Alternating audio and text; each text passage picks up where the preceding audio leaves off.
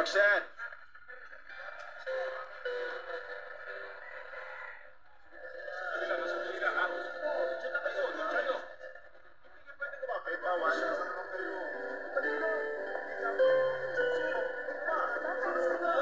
Alam mo, malakas ang kutob ko.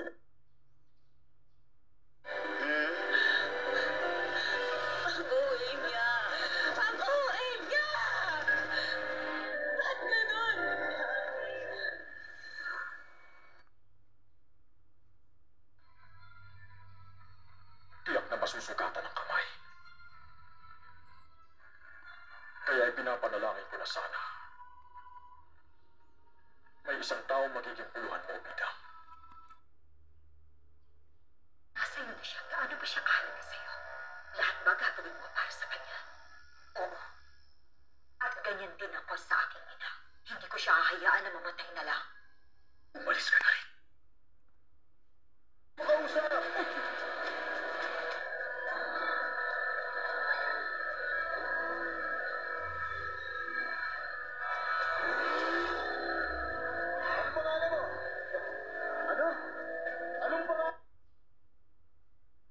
At agad na nating patayin ang mga baga nito pagtapos na iwas tayo sa sunog. Makakatulong also sa pag-cleansing ng paligid natin.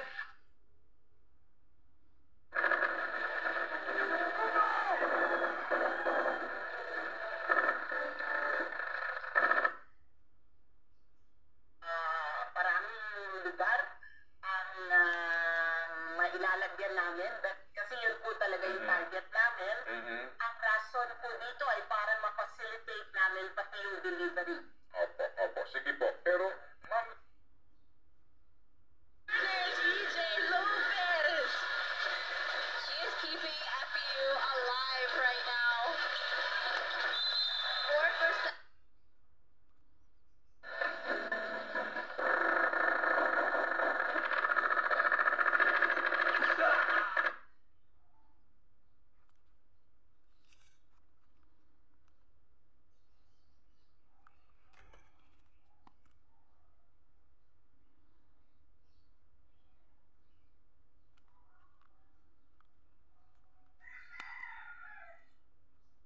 Ako sa aking Facebook, YouTube, Instagram, TikTok, Master Hans. Maraming salamat, mga Bangshi!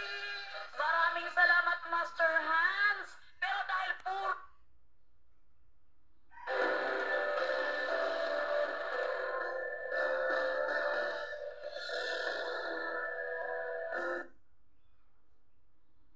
Pagkatapos nito, agad na dinala sa Funeraria Park sa Sukat Paranaque ang labi ni Malapit.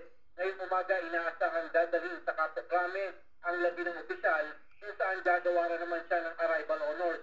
Magsasagawa rin ang programa bilang pagsilat.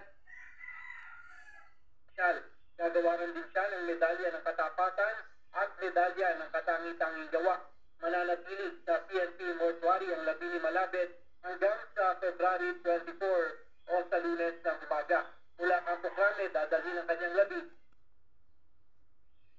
mismo talaga nag-put up dito ng negosyo na ito, galing doon sa inutang niyo kay father niyo, kay papa niyo, kaya kay so as sole proprietor, meron kasi tayong mga personal risk. No?